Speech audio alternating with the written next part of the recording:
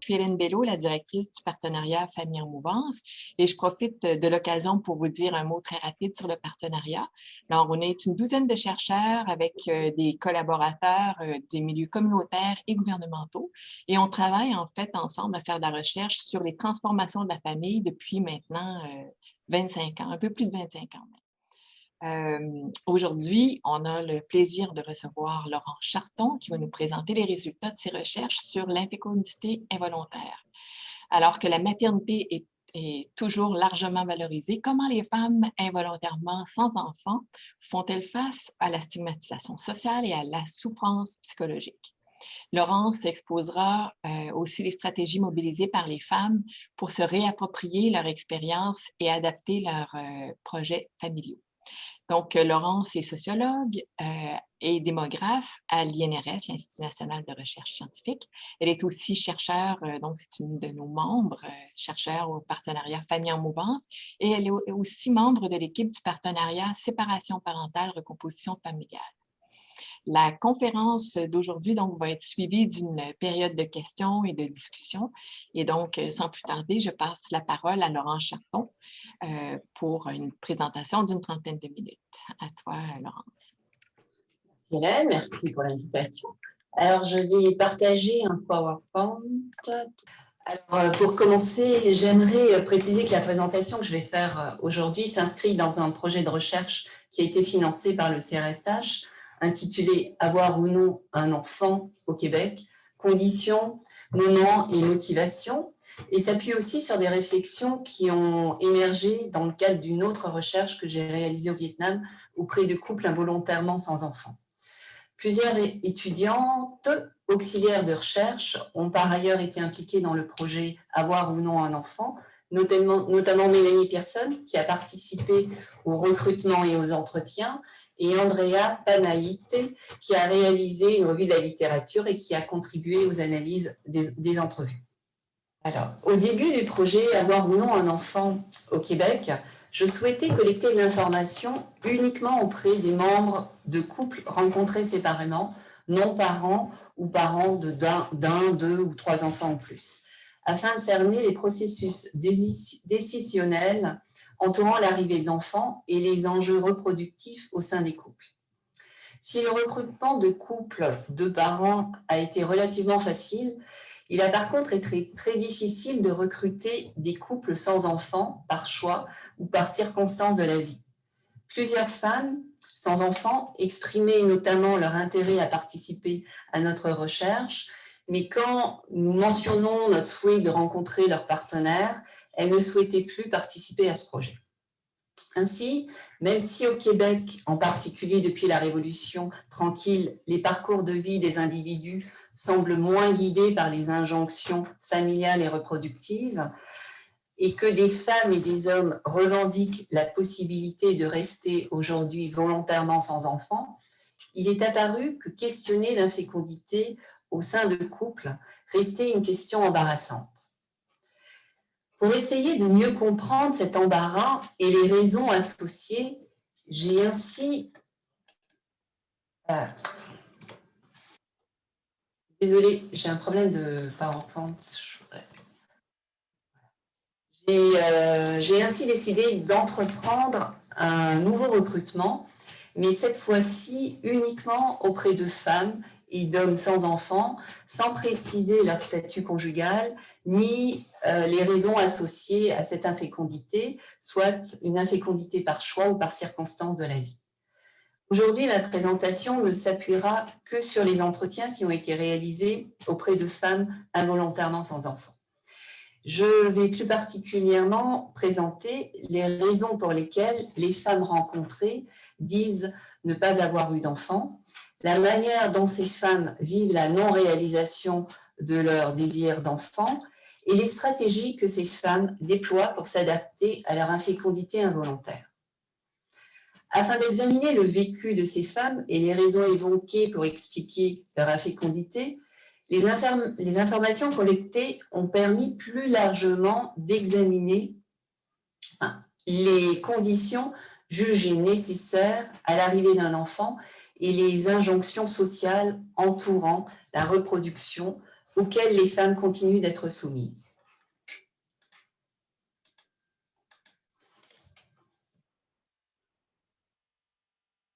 Et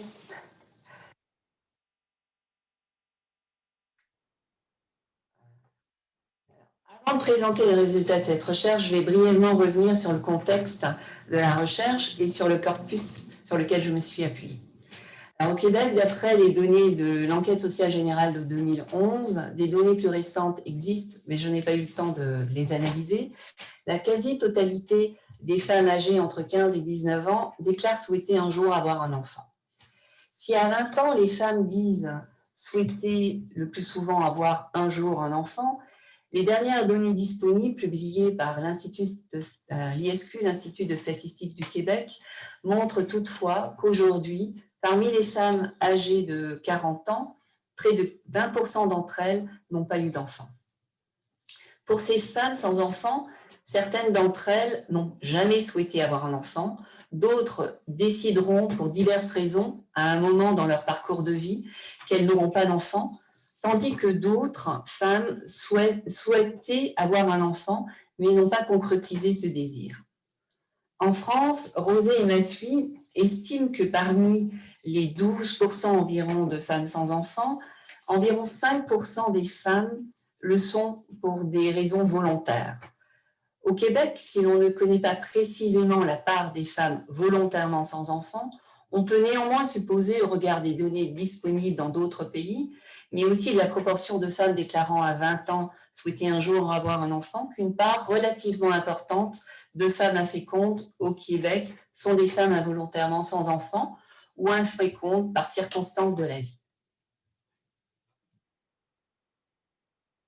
Parmi les 17 femmes sans enfants rencontrées à Montréal et en périphérie à l'automne 2018, 13 femmes ont déclaré être volontairement sans enfants. Ces 13 femmes sont âgées au moment de l'entretien entre 42 et 60 ans. Elles répondent à des profils sociodémographiques variés et à des parcours de vie diversifiés. Leur niveau d'éducation se situe entre un diplôme d'études professionnelles et une maîtrise d'université, mais la plupart des répondantes ont au moins un diplôme universitaire. À l'exception d'une femme retraitée au moment de l'entretien, toutes les femmes étaient encore en emploi. Elles appartenaient globalement à la classe moyenne. À l'enquête, 5 femmes étaient en couple, 6 vivaient seules mais ont eu une ou plusieurs expériences de couple qu'elles qualifiaient de stables, et 2 femmes ont déclaré n'avoir eu que des épisodes de vie de couple éphémères.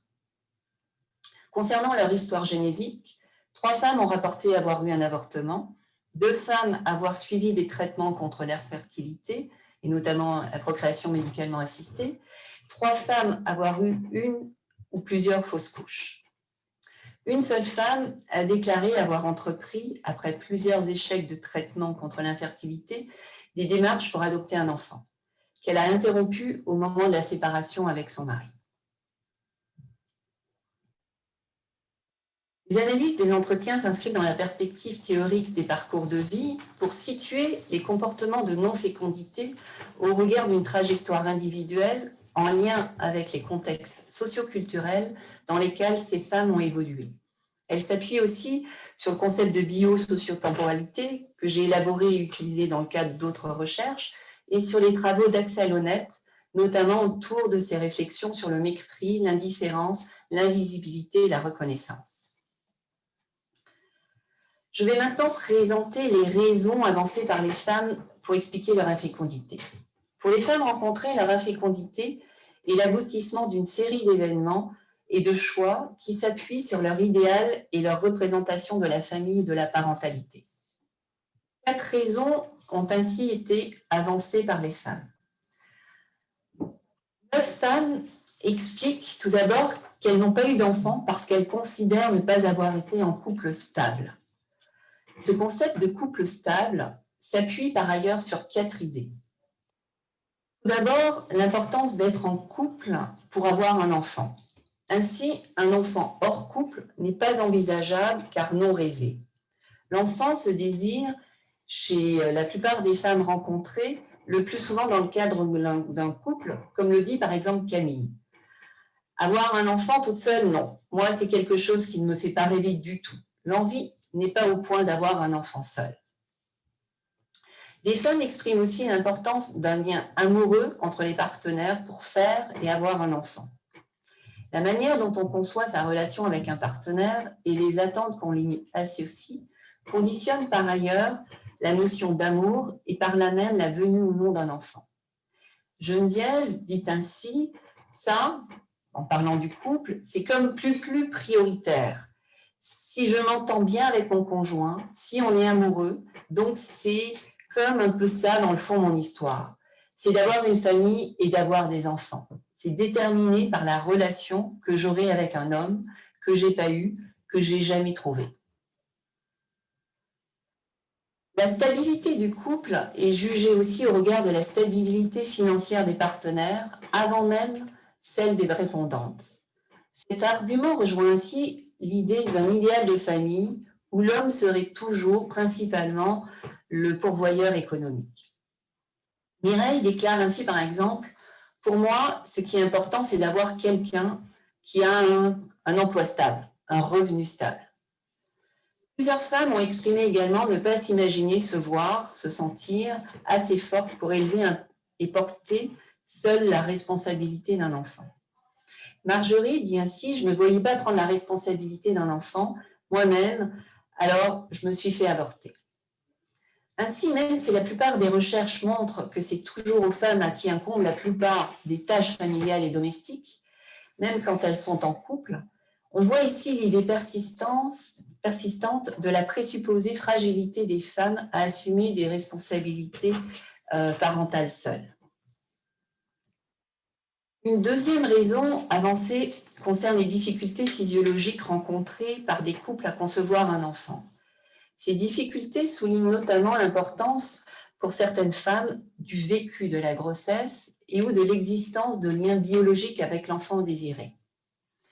Plusieurs femmes disent ainsi avoir voulu un enfant, mais uniquement à partir d'une grossesse.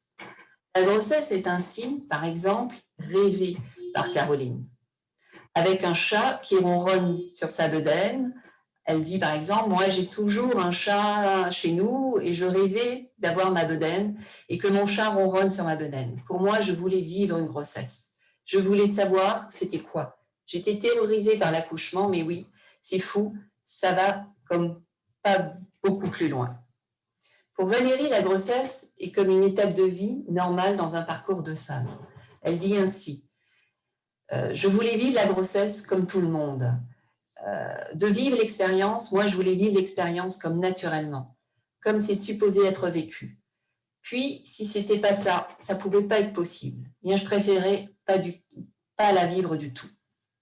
Pour Valérie, seule l'expérience d'une grossesse normalement vécue, sans recours notamment à la procréation médicalement assistée, est désirée, fantasmée, car c'est cette expérience normale, comme celle de toutes les femmes, selon elle, qui lui donne sa réalité et son importance et sa reconnaissance. Trois femmes disent aussi que malgré des problèmes avérés liés à leur incapacité reproductive, de ne pouvoir porter ou avoir des enfants, elles n'envisageaient pas un don d'ovocytes ou l'adoption en raison de l'absence de lien biologique qu'elles n'auraient pas eu avec leur enfant. Elles voulaient transmettre leurs gènes et perpétuer aussi ainsi ceux de leur famille. Valérie dit encore, par exemple, « Je voulais que ce soit dans ma famille. Ça a toujours été valorisé les qualités ou les traits qui viennent de nos grands-parents. Et on dirait que tant qu'à pouvoir poursuivre sa transmission, j'aimais mieux l'interrompre. Tant qu'à pas pouvoir transmettre cette transmission, j'aimais mieux l'interrompre parce que je ne pouvais pas la vivre, transmettre mes gènes biologiquement. » Mireille dit également, il y a le lien de filiation aussi, qui est de filiation biologique, qui pour moi était importante. Une troisième raison qui a été avancée pour expliquer une absence d'enfant est l'ambivalence ou les divergences entre les partenaires quant au moment d'avoir un enfant. Certaines femmes justifient ainsi le recours à la pilule du lendemain ou à un avortement par le fait que leur partenaire ait exprimé à l'annonce de leur grossesse des réticences à avoir un enfant. Chloé, en couple depuis 40 ans avec le même partenaire, dit par exemple n'avoir jamais été en phase, en quelque sorte, avec son conjoint sur le moment pour avoir un enfant. Elle dit avec ces mots: on ne s'est jamais vraiment donné d'attente. On dit tout le temps que quand un en voulait, l'autre en voulait pas, et vice-versa. Si on avait pogné en même temps, on en aurait eu.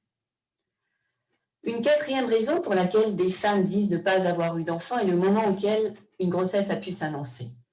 3 femmes disent notamment avoir eu recours à une pilule du lendemain ou à un avortement, car la grossesse ne s'était pas annoncée au bon moment, notamment au regard de leur âge. Pour ces femmes, ces grossesses se sont annoncées soit trop tôt, début de la vingtaine, soit trop tard, après la quarantaine. Caroline, par exemple, qui a suivi des traitements de fertilité pendant près de 10 ans et qui a vécu plusieurs fausses couches, dit qu'une grossesse s'est annoncée spontanément à 42 ans, mais qu'elle a décidé à ce moment-là de recourir à un avortement, car pour elle, le temps pour avoir un enfant était passé, elle se sentait trop vieille, elle ne se sentait plus les désirs d'avoir un enfant. Caroline dit ainsi: au moment où je suis tombée enceinte, ça ne cadrait plus là. Je me sentais trop vieille, je ne le sentais plus. Lorsqu'on examine maintenant la manière dont ces femmes vivent la non-réalisation de leur désir d'enfant, on observe que les femmes involontairement sans enfant disent toutes avoir ressenti de la souffrance à ne pas réussir à combler leur désir d'enfant. Cette souffrance les conduit à ressentir plusieurs types d'affects, d'émotions et de sentiments. Tout d'abord, des femmes disent ressentir un sentiment de décalage, de perte de repères et de solitude. Un parcours de vie est vécu souvent à travers des étapes repères qui ponctuent la vie: départ du foyer parental, premier emploi, mise en couple, naissance d'un premier enfant, entrée de cet enfant à la garderie, à l'école, graduation, etc. Les femmes qui imaginaient ainsi leur parcours de vie peuvent se sentir déstabilisées par ces absences de jalons, se sentir en déphasage et ressentir de la solitude, de la fragilité et de la souffrance. Dominique dit ainsi: moi, j'ai pas ça, ces marqueurs de vie là, j'ai moins de repères dans ma vie. Valérie explique aussi: on ne se sent pas en phase avec les autres femmes, donc on est décalé. On ne vit pas, en anglais on appelle ça milestone, on ne vit pas les mêmes milestones que les mères. C'est-à-dire que eux, leur point de repère, c'est: ah oui, je me rappelle quand mon fils est né. Ah oui, c'est donc comme ça. Ah oui, c'était quand j'ai fait baptiser mon gars. Et puis ça, c'était quand ces vacances-là. Ah oui, c'est vrai, mon fils était en 3e année. Nous, les femmes sans enfants, on n'a pas ces marqueurs dans le temps. Certaines femmes disent aussi ne pas se sentir accomplies en raison du non-vécu d'une maternité. Caroline témoigne par exemple: moi, j'étais pas une femme parce que j'avais pas d'enfant. Longtemps, ça a été ça. Puis j'étais une fille. Mireille dit aussi: je pense que c'est difficile parce que ces 2 aspects-là de mon identité, en tant qu'individu, plus mon désir de vouloir d'être mère, étaient tellement imbriqués. Je pensais que pour être une femme accomplie, on devait être une mère. Certaines femmes expriment aussi un sentiment d'anormalité par rapport aux autres mères. Pour ces femmes, ne pas être devenues mères les disqualifie, selon elles, dans leur groupe. Dominique dit ainsi: je ne me sens pas normale, comme les autres femmes, les mères. C'est comme si j'avais échoué. J'ai pas l'impression que je vais léguer quelque chose. J'ai l'impression que je sers à rien, que j'apporte rien à la société parce que j'ai pas eu d'enfant. Marjorie dit pour sa part: je n'ai pas de vie. J'ai tout le temps eu cette impression-là de la femme, c'est celle qui s'occupe des enfants. 3 femmes expriment aussi ressentir de l'envie et de la jalousie à l'égard des femmes enceintes ou mères. Edith dit par exemple: j'aurais vraiment souhaité ça, j'enviais beaucoup, j'ai beaucoup d'envie ou même de jalousie de femmes qui annonçaient une grossesse et tout. Marjorie également témoigne: j'ai ressenti de la jalousie envers ma sœur, mais moi je l'enviais beaucoup, je l'envie encore. Pour faire face à leur désir d'enfants non assouvis et leur souffrance, ces femmes déploient diverses stratégies. Ces stratégies leur permettent ultimement une réappropriation de leur vécu de femme involontairement sans enfant pour ne plus subir cette réalité et pour reprendre progressivement le sentiment de la contrôler pour pouvoir l'investir à nouveau. Deux grands types de stratégies sont ressortis. Tout d'abord, celles qui permettent de compenser les manques à l'absence d'enfants. La stratégie la plus fréquemment employée par les femmes rencontrées est l'implication auprès des enfants de leur entourage, des enfants d'amis, de la famille. Certaines femmes ont expliqué ainsi qu'elles tentaient de les voir le plus souvent possible, de faire des activités marquantes avec eux ou de devenir leurs confidentes. Cet investissement auprès d'enfants leur permet de réduire leur souffrance en jouant notamment un rôle de soin et de soutien auprès d'eux. Certaines revendiquent ainsi avoir un rôle important auprès de ces enfants malgré leur non-maternité. Geneviève dit notamment « C'est comme si je suis maman à temps partiel avec plein d'enfants. Donc je vais chercher un peu le côté matériel de cette façon-là. Je peux me définir autrement comme en étant un modèle pour d'autres enfants. » Claire explique aussi « Je transmets quand même, sans être maman, à ces enfants-là. Je les ai eus un peu par procuration à temps partiel, ces moments-là de maman. » Une autre stratégie déployée par des femmes pour compenser l'absence d'enfants est l'implication et la prise en charge d'animaux de compagnie. Certaines femmes parlent ainsi de leurs animaux comme de leurs enfants et comparent le fait d'avoir des chats, des chiens, notamment, au fait d'avoir des enfants et une famille.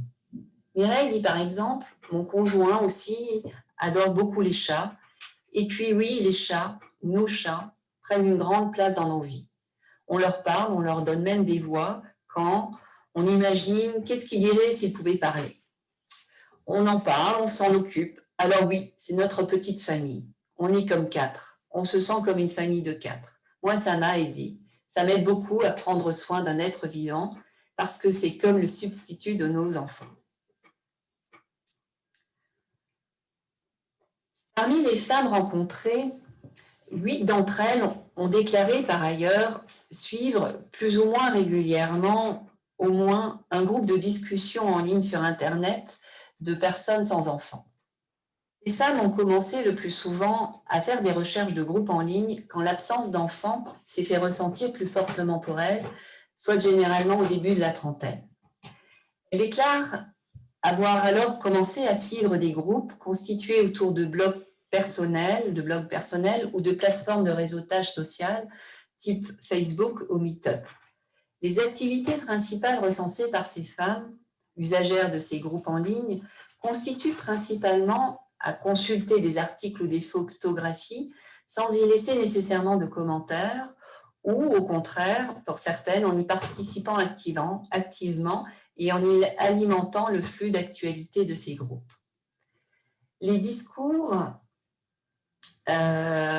discussions, les partages de photographies ou d'articles dédiés aux personnes sans enfants ont conduit certaines de ces femmes à éprouver à l'égard de certains groupes un sentiment d'appartenance.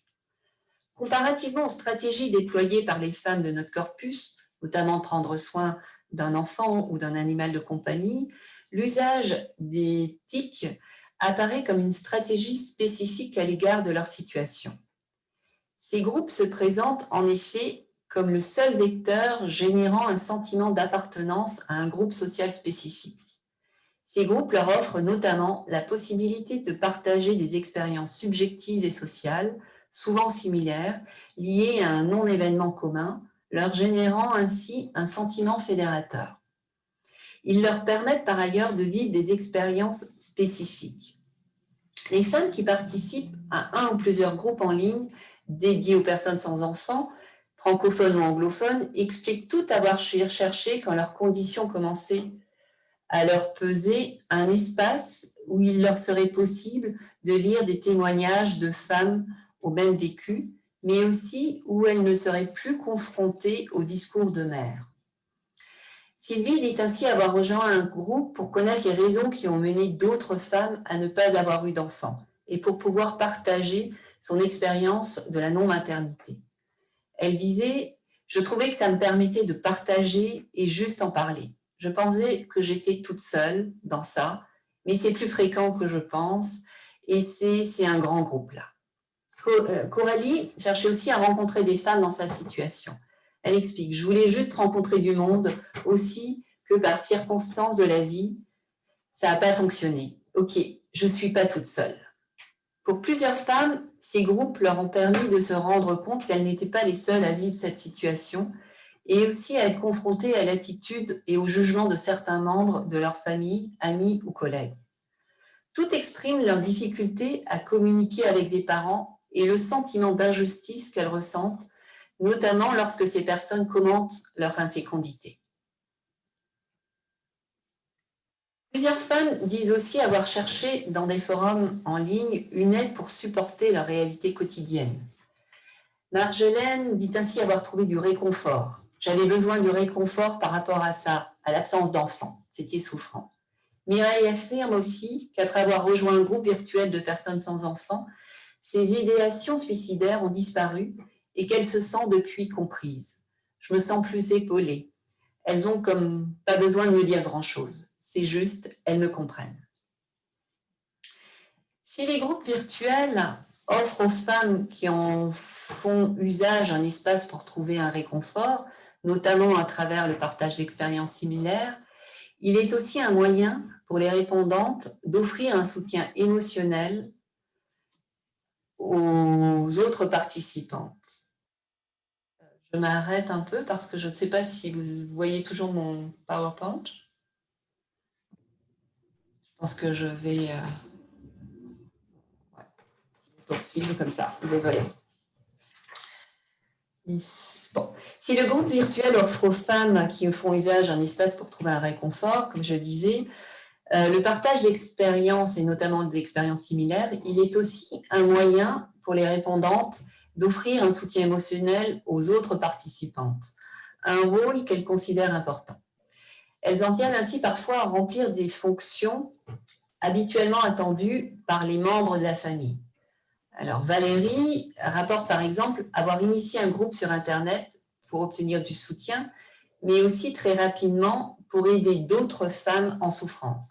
Elle raconte « La raison principale, le fondement pour lequel j'ai créé ce groupe, c'est que je ne voulais pas qu'elles souffrent aussi longtemps que j'ai souffert. Je voulais que pour les autres femmes, ça aille plus vite que pour moi. Je voulais comme leur sauver du temps. » L'adhésion à des groupes en ligne de femmes sans enfants a permis ainsi aussi à plusieurs d'entre elles d'offrir de l'écoute, du soutien, des conseils, d'accepter leur réalité, voire de combler un peu, comme le dit Marjolaine, leurs besoins de materner. Marjolaine dit ainsi, ça m'a aidé beaucoup, c'est venu combler un besoin de materner en tout cas. Le deuxième type de stratégie déployée par des femmes est de transcender leur réalité, notamment en mettant de l'avant les avantages à ne pas avoir d'enfants. Plusieurs femmes insistent ainsi, par exemple, sur l'importance de présenter aussi les aspects positifs d'une vie sans enfants pour se réapproprier positivement leur réalité et leur vie. Elles ne veulent plus subir leur désir d'enfant non comblé, par exemple en valorisant la liberté que cette absence d'enfant peut leur offrir.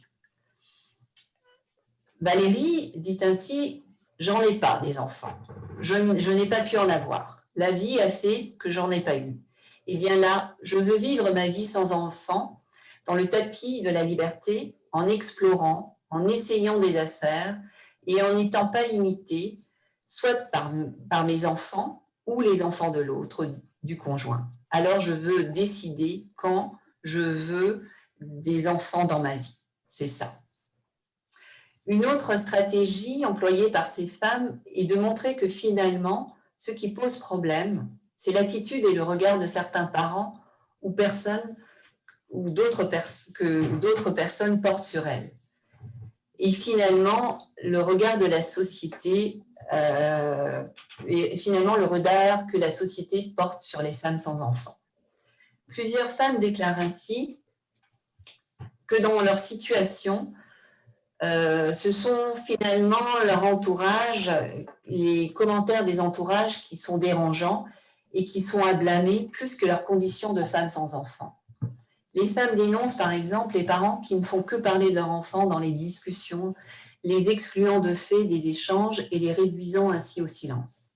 Ces femmes dénoncent aussi les propos de certains parents qui n'hésitent pas à leur faire remarquer qu'elles n'ont pas de compétences pour parler d'enfants, d'éducation ou des difficultés liées à la conciliation entre une vie personnelle et le travail, car elles n'ont pas d'enfants. C'est le cas notamment de Caroline qui explique avoir ressenti de l'injustice et de la révolte à la suite de commentaires de ses collègues de travail qui déclaraient que les parents devaient avoir le droit de ne pas travailler en soirée ou la nuit, mais aussi de sa belle-sœur pour qui seules les mères pouvaient comprendre les mots des enfants. Alors, elle dit notamment « J'avais comme un moment de révolte.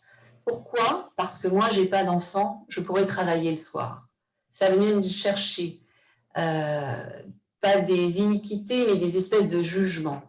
C'est un peu comme ma belle-sœur me disait, les femmes qui n'ont pas d'enfants ne peuvent pas comprendre les problèmes avec les enfants.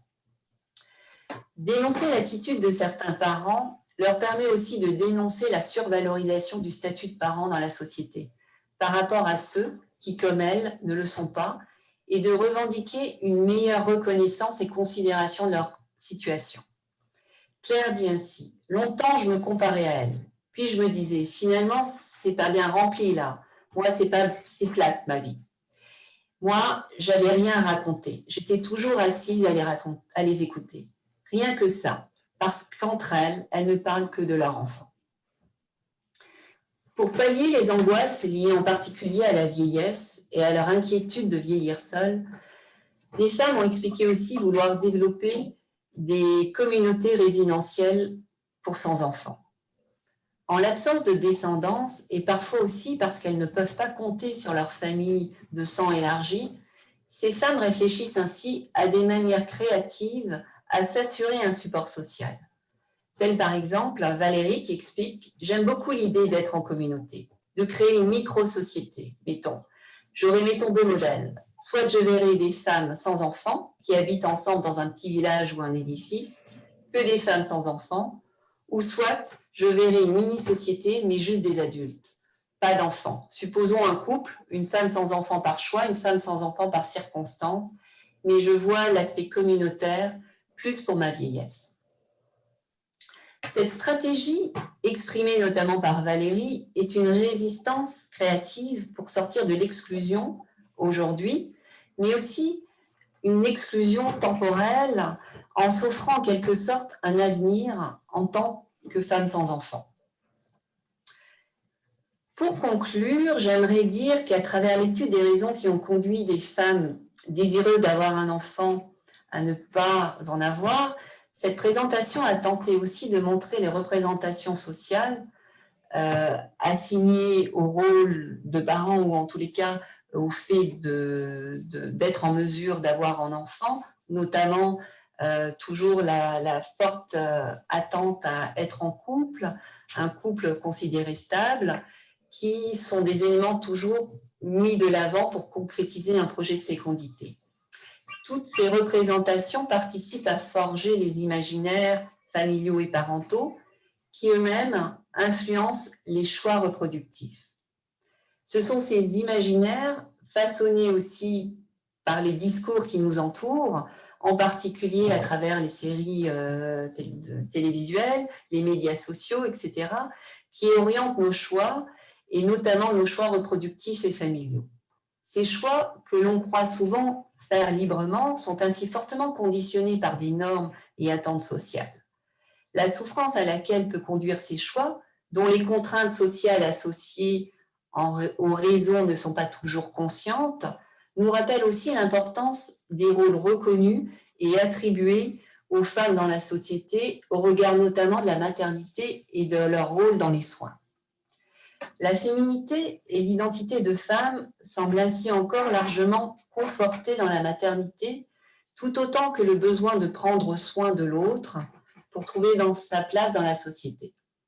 Si les stratégies déployées par les femmes que nous avons rencontrées conforte ainsi pour certaines les rôles assignés généralement aux femmes, d'autres stratégies, et en particulier celles qui se déploient en réaction au mépris ou à l'invisibilité sociale à leur égard, mettent aussi de l'avant leur créativité et leur agentivité. Au terme de cette présentation, je voudrais dire qu'il me tarde maintenant de finaliser les analyses des entretiens qui ont été réalisés auprès d'hommes sans enfants, afin de saisir les similitudes et divergences d'histoire, mais aussi pour éclairer plus finement encore les enjeux et rapports sociaux associés à la reproduction. Je vous remercie.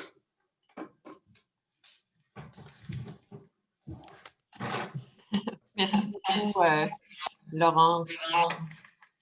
Alors, on va débuter la période de questions. Donc, je vous invite à utiliser la petite main bleue ou la petite main pour lever la main si vous souhaitez prendre la parole.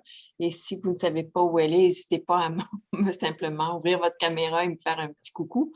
Et je vais prendre vos questions.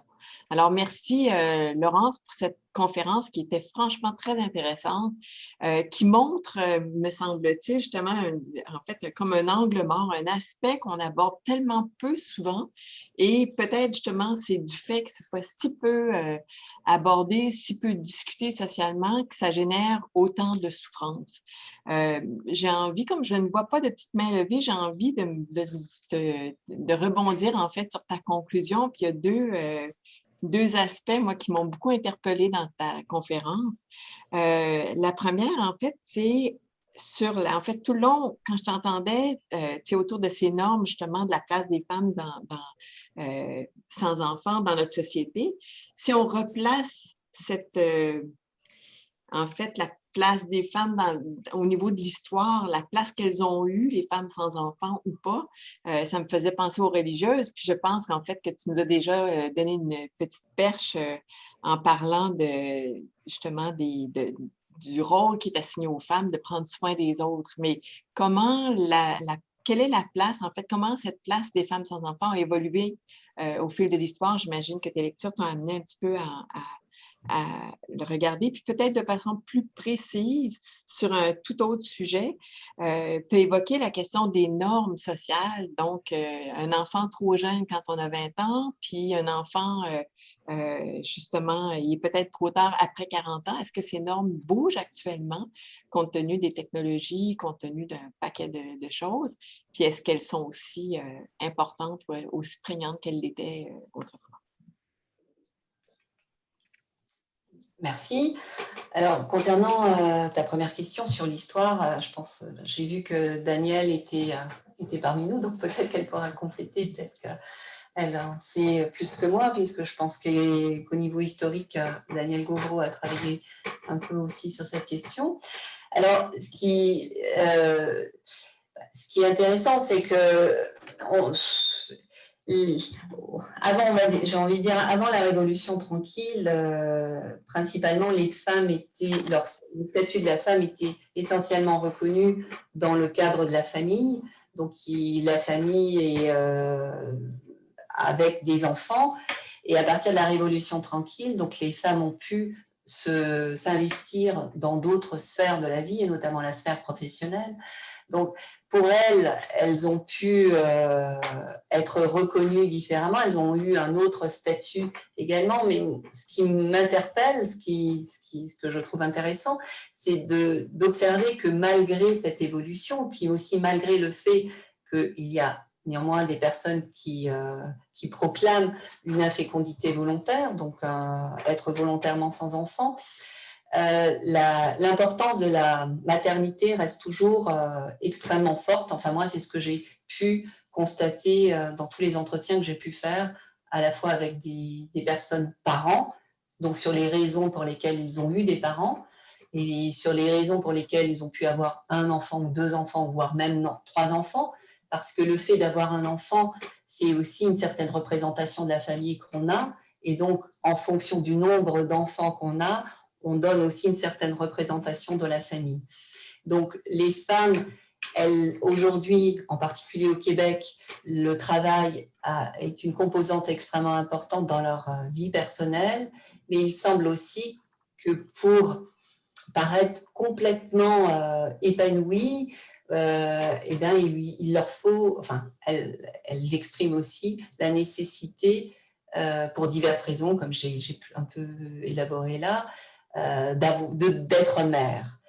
Il y a aussi cette idée de on demande beaucoup de choses aux femmes actuellement, puis il y a cette idée notamment qui sont diffusées dans les réseaux sociaux de la superwoman, quoi. On est mère, on est professionnelle, on est... voilà, c'est ce que je peux un peu répondre. Je ne sais pas si ça répond vraiment à ta question.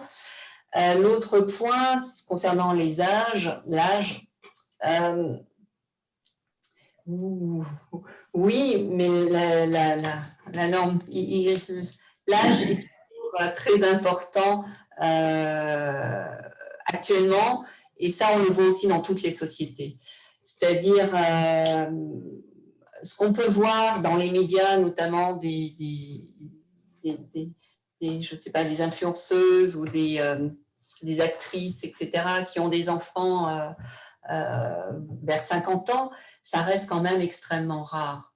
L'idée aujourd'hui, c'est avoir un enfant au bon âge, et le bon âge reste entre 25 et 35 ans. C'est intéressant de regarder, et puis ce bon âge, c'est aussi intéressant de l'observer. On l'observe aussi chez les hommes, quoi, parce que même si biologiquement les hommes pourraient avoir des enfants un peu plus tard, eux-mêmes déclarent généralement ne plus vouloir d'enfants après 40 ans. Donc les femmes, on voit une certaine évolution, c'est 30 ans, maintenant c'est un peu plus 35 ans. Parmi les femmes que j'ai rencontrées, certaines m'ont dit, à partir de 35 ans, je savais que je ne pourrais plus avoir d'enfants, parce que c'était trop tard.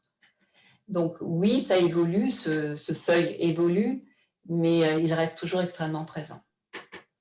Merci beaucoup pour ces réponses très éclairantes. J'ai deux questions. Il y a deux mains levées. Alors, Madame de Pétale Québec. Oh. C'est Danielle Marchand.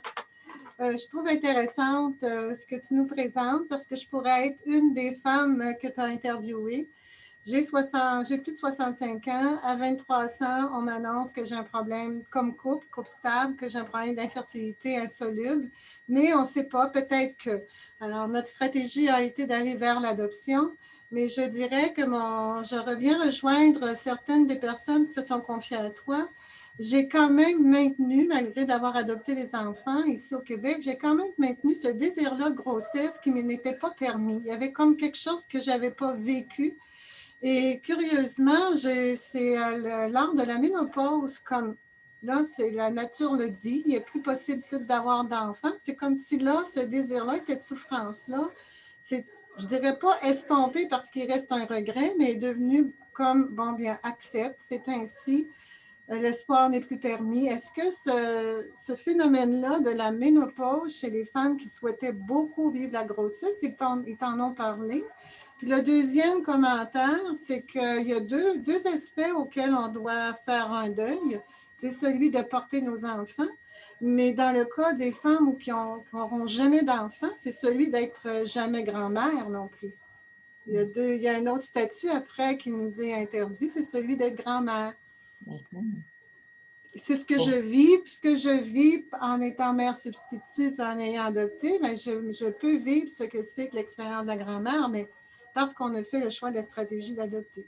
Mais ma question est, est-ce que la ménopause est quand même un état de la vie qui peut venir avoir un effet ou agir sur ce désir d'enfant, de grossesse? Merci. Alors, c'est très intéressant.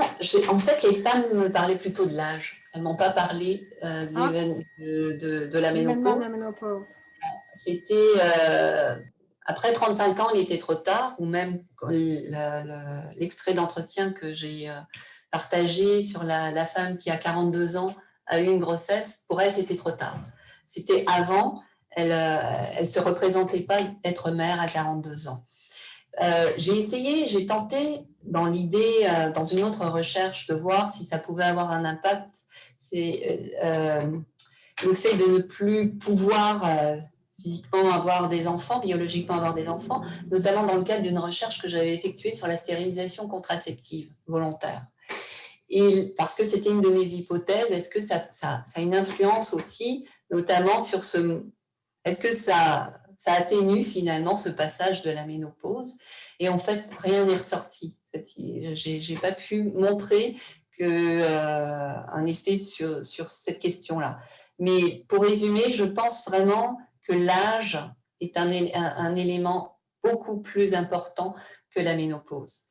Le deuxième élément que vous mentionnez, oui, ça a été dit aussi, notamment pour les personnes qui mentionnaient une importance pour les liens biologiques, les gènes, comme elle le disait, et en particulier quand leurs frères ou sœurs n'avaient pas d'enfants. Donc, elles m'ont partagé aussi en disant leur regret pour elles, pour leur histoire, mais aussi pour leurs propres parents qui ne seront pas grands-parents. Concernant leur perception de la grand-parentalité, en fait, ça ne s'est pas exprimé puisqu'elles étaient plutôt dans l'expérience de la non-parentalité. Par contre, le fait de pouvoir s'imaginer vieillir, c'est un peu ça dans l'idée que j'avais avec l'idée de la communauté qu'elles ont exprimée, c'est avoir des projets qu'elles disaient finalement quand elles ne peuvent pas transposer sur leurs enfants, mais c'est des projets qu'elles créent elles-mêmes et donc ça leur donne une perspective, un avenir différent. Merci. Alors, on a deux autres questions, une de Sabrina Seguiche et ensuite Daniel Gauvreau. Oui, bonjour tout le monde. Je vais laisser ma caméra fermée parce que ma connexion est un peu instable aujourd'hui. Mais je voulais donc remercier Laurence pour cette présentation. C'était vraiment très, très intéressant. Ça rejoint pas mal de choses que moi, j'ai vues dans ma recherche doctorale. Donc moi, dans le cadre de ma thèse, j'avais interviewé des femmes qui ont vécu un décès périnatal.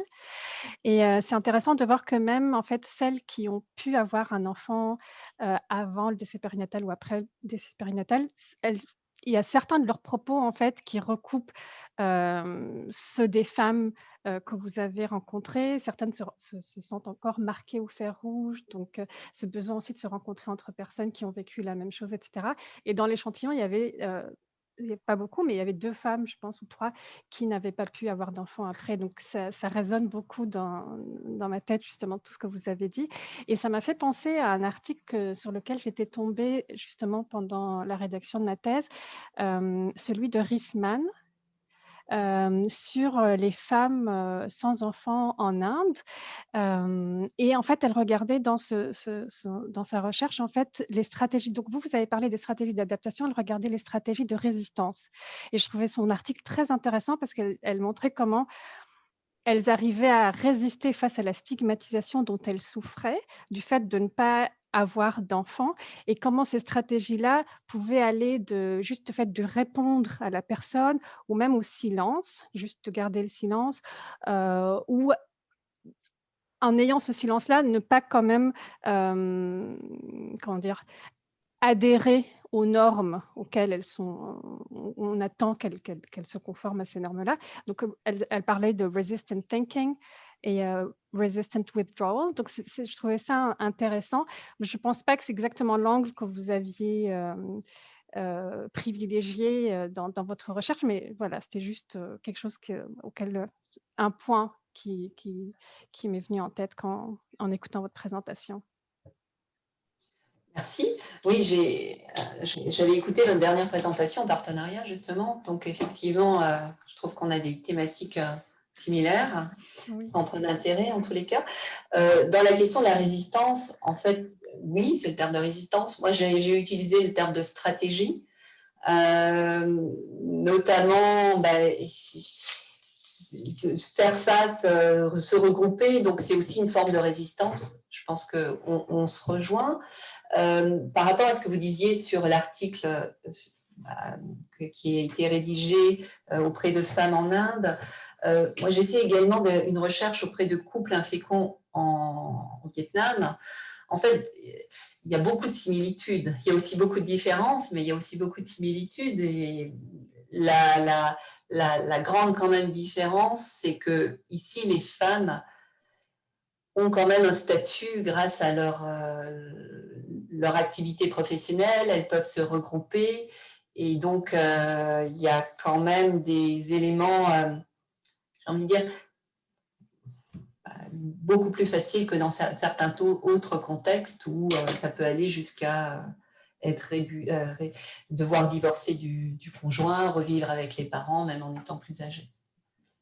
Mais merci pour votre intervention. Merci. Je passerai la parole à Danielle Gauvreau et ensuite à Maude Pugliese. Merci, merci Laurence pour ta présentation, fort intéressant. Je saisis ton invitation, peut-être regarder un petit peu en arrière du côté historique, peut-être pour situer aussi le pourcentage actuel de femmes sans enfants, qui est autour de 20 %, qui a quand même fluctué dans le temps. Pour les femmes nées au début du 20e siècle, il était aussi élevé. Donc, ce n'est pas une nouveauté des temps qu'on vit présentement. Ça existait à ce moment-là. La principale raison, c'était que le pourcentage de femmes qui se mariaient était plus faible, étant donné que la très grande majorité des enfants naissaient dans le cadre du mariage. Et la présence des religieuses explique en partie cette situation-là, mais pas uniquement. La proportion de femmes qui se mariaient était vraiment plus faible à ce moment-là. Bon, il y a eu la crise, la dépression qui a aussi contribué à ça, mais c'est vraiment comme, j'ai travaillé sur le baby boom. Pendant le baby boom, on a vraiment un boom de mariage. C'est un élément extrêmement important qui est d'ailleurs universel, qu'on trouve dans tous les pays pour expliquer l'augmentation des naissances. Alors, en ayant une proportion beaucoup plus grande de femmes qui se marient, évidemment, une proportion beaucoup plus grande d'entre elles vont aussi avoir au moins un enfant. Pas nécessairement des grands nombres d'enfants, mais au moins un enfant. Donc, la proportion à ce moment-là de femmes sans enfants est presque plus de moitié, donc on est plus autour du 10 %. Alors que là, évidemment, dans les temps plus récents, on a augmenté à des niveaux qui étaient équivalents à ce qu'on avait connu au début du 20e siècle. C'est intéressant quand même parce que pendant le baby boom, ça se fait en parallèle avec une augmentation de la scolarisation chez les garçons, mais aussi chez les filles.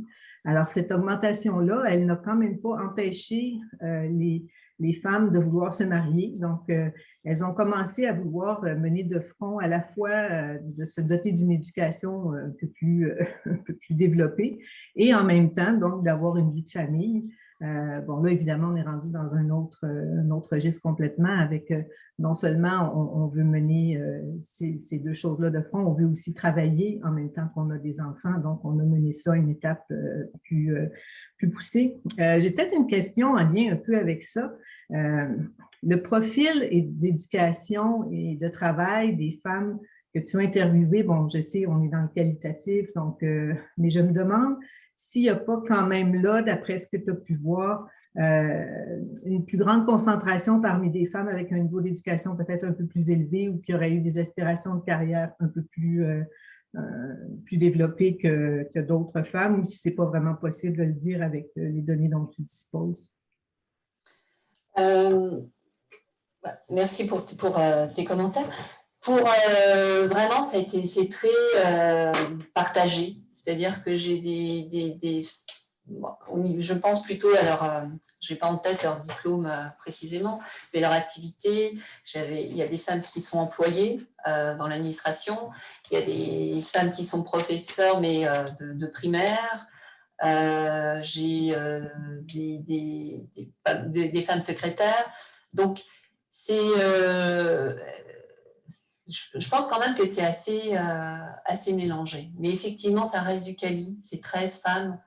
Mais je pense quand même... Parce que souvent, dans du quali, le problème, c'est qu'on a souvent des catégories les plus favorisées, on va dire, sociales. Mais là, je pense vraiment que ça a été un peu diversifié.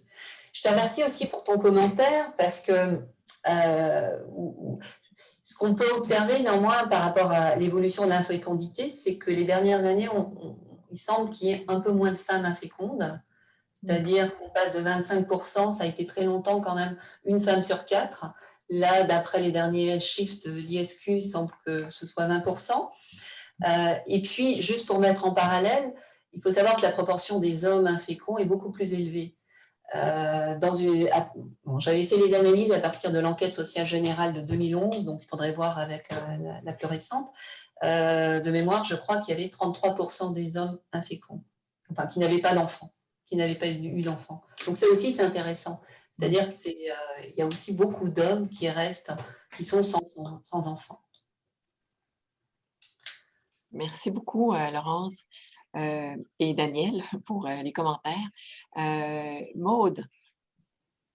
Oui, bonjour. Malheureusement, moi aussi, je dois garder ma caméra fermée. Je suis désolée. Merci, Laurence. C'est vraiment intéressant comme présentation. En fait, comme d'autres, je pense que j'étais vraiment très impressionnée par la barrière de l'âge qui semble importante, surtout dans un contexte où c'est des femmes qui, donc, ont voulu ardemment, à ce que je comprends, avoir des enfants à un autre moment dans leur vie.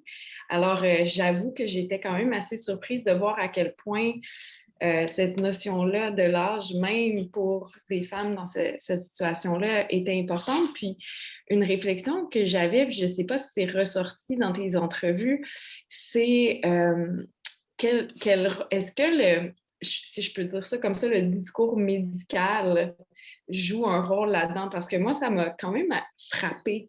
Puis je ne veux pas remettre en cause qu'il y a peut-être des risques différents et tout ça après 35 ans, mais plus, il y a beaucoup d'emphase qui est mis là-dessus. Puis moi, en fait, j'ai appris récemment quand il y a une grossesse qui est après 35 ans, il y a un nom pour ça dans le domaine médical et c'est la grossesse gériatrique. Et personnellement, j'ai trouvé que c'était quand même assez symboliquement chargé, si je peux dire. En tout cas, bref, je sais pas. C'était une question comme ça. Je me demandais si tout ce discours-là médical jouait un rôle quelconque pour les femmes que tu as rencontrées. Merci Maude. Bon, elles ne l'ont pas dit clairement, mais d'une manière générale, on est imprégné par tous les discours, et notamment les discours médicaux, c'est-à-dire aussi bien la grossesse après 35 ans ou la baisse de la fertilité et les risques supposés, vrais, je ne sais pas, plus forts pour les personnes de 35 ans, mais on dit exactement la même chose pour on entend en tous les cas la même chose pour les femmes de moins de 20 ans. Donc, tout ça pour dire que oui, il y a des éléments, des calculs de risque, probablement dans le domaine médical, mais il y a surtout des contraintes, des normes sociales très fortes qui sont intégrées, imprégnées par les personnes. Et l'âge en est un parmi d'autres, comme le fait de ne pas se sentir, je ne sais pas, de ne pas se sentir suffisamment responsable pour assumer l'éducation d'un enfant seul. C'est aussi dans les discours que l'on entend souvent qu'il faut 2 parents pour, enfin, pas vrai, non, en tous les cas, c'est quelque chose qui est souvent mis de l'avant. Donc c'est vraiment dans des représentations de la famille et aussi les responsabilités que les personnes qui veulent devenir parents ou qui sont parents doivent assumer.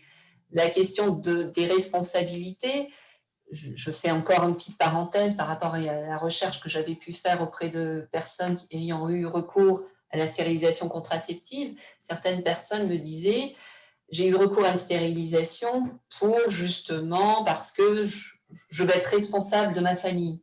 Donc, je veux avoir 2 enfants et je ne peux pas assumer financièrement un 3e. » Donc, il y a des responsabilités qui, quand on change de société, diffèrent ou des priorités mises de l'avant. Et la question du bon âge, l'âge gériatrique, je ne savais pas après 35 ans, mais l'âge reste réellement un élément très, très fort dans les comportements familiaux et notamment reproductifs, quoi. Merci. Merci Maude. Je n'avais jamais entendu cette expression non plus. C'est assez quand même évocateur. C'est épouvantable son comme expression, mais bon. Je vais passer la parole maintenant à Simoyana. Oui, bonjour Laurence. J'aurais 2 petites questions de précision. La première, c'est concernant le lieu de naissance de tes informatrices, donc des personnes interrogées. Je voulais savoir si par hasard, tu as eu des personnes issues de l'immigration ou bien faisant partie, nées dans des familles issues de l'immigration, parce que je pense à l'hypothèse suivant laquelle peut-être la situation d'infécondité, le fait de ne pas avoir d'enfants, peut être vécu différemment suivant que les gens vivent, pour les gens qui proviennent des pays où cette attente est plus forte, où la population est plus valorisée. Donc, vivre à l'extérieur, à l'étranger, peut comme les protéger de la pression du milieu familial d'une certaine façon. Donc, si jamais tu avais eu des personnes pu identifier dans tes informatrices, ces personnes-là, est-ce que cet aspect l'as-tu abordé dans les entrevues aussi? Comment est-ce que c'est vécu la pression du milieu familial en situation d'immigration? Et l'autre question, c'est, tu avais parlé de la difficulté à rencontrer les femmes en couple, les couples ensemble. Donc, mais finalement, les as-tu rencontrés dans les personnes interrogées, les hommes et les femmes, y en a-t-il dedans qui sont en couple, mais bien qu'ils aient été interrogés séparément, de manière à éventuellement pouvoir comparer, voir un peu la convergence ou la divergence de leurs réponses qui concernent l'acceptation, la façon de vivre cette situation de fécondité aussi de part et d'autre. Voilà. Merci. Merci. Très intéressante question. Alors, par rapport à l'échantillon, les femmes involontairement sans enfants, il n'y avait pas de femmes nées à l'étranger. Par contre, dans les autres entretiens, notamment des personnes qui avaient des enfants, oui, je me souviens plus exactement combien de personnes, mais je le souligne parce qu'effectivement, ces personnes ont eu un nombre d'enfants, je pense, de deux enfants de mémoire. Et elles disaient qu'en fait, elles se sont adaptées finalement au contexte dans lequel elles vivaient actuellement, mais que dans leur pays, peut-être elles auraient eu plus d'enfants. Mais comme elles avaient décidé de s'investir dans une activité professionnelle, elles avaient fait le choix de réduire finalement la taille de leur famille. Je dis ça parce que ça rentre un peu en écho de ce que vous disiez sur la pression de la famille. Donc le fait de vivre à l'étranger, on peut peut-être, on a moins de pression aussi sur le fait on peut limiter la taille peut-être du nombre d'enfants que l'on peut avoir. Où il y avait aussi, c'était aussi lié au sexe de l'enfant, je crois. Ça, c'était une chose par rapport aux personnes qui ont été rencontrées. Donc, comme j'ai eu de la difficulté, comme je l'avais expliqué, le recrutement après s'est fait de manière indépendante. Donc, ça a été des femmes sans enfants et des femmes sans enfants qui n'étaient pas en couple ensemble, mais parmi les femmes, il y avait des femmes en couple et parmi les hommes, il y avait des hommes en couple. J'ai toutefois, lors du premier essai de recrutement, réussi à recruter un couple de personnes des femmes et des hommes, un couple de personnes qui disaient volontairement ne pas souhaiter avoir un enfant. C'était extrêmement intéressant leur entretien parce que c'était un couple immigré et pour des raisons, on va dire politiques, des raisons, ils ont, en tout cas l'homme exprimé ça, ne pas souhaiter avoir un enfant. La femme était d'accord avec les raisons énoncées par son conjoint.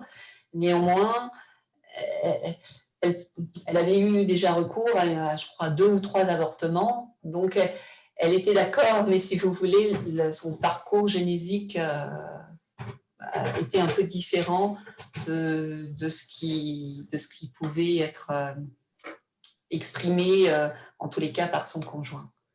Mais je ne peux pas en dire plus par rapport à la manière dont l'infécondité peut être vécue ou voulue dans le cadre de populations ou de personnes ayant immigré. Merci. Merci beaucoup, Laurence. Il n'y a plus de main levée, alors je pense qu'on va… Ah, il y a Héloïse. Oui, ben en fait, c'était un commentaire dans la discussion qui disait, Amélie Dorval, qui disait « Ce n'est pas une question, plutôt un commentaire. Je trouve très intéressant d'avoir rencontré également des hommes. Il y a des enjeux importants pour les femmes. Il est intéressant de voir comment cela se décline pour les hommes. » Merci pour la conférence. Alors, c'est ce que j'allais poursuivre là-dessus, justement, en disant on va attendre avec impatience la suite. Peut-être à l'automne prochain, justement, tu pourrais venir nous parler des hommes et aussi d'un point de vue comparatif, hommes-femmes, pour avoir en fait le portrait complet. Alors, c'est vraiment super intéressant. Puis je pense que les discussions ont bien montré toutes les pistes que ça ouvre également. Alors, merci infiniment, Laurence Charton. Et oui. Oui, juste comme mon PowerPoint a sauté en cours de route, juste vous faire part juste d'une dernière slide, justement pour si les personnes souhaitent aller un peu de l'avant sur cette question. Donc là, je ne sais pas si vous le voyez.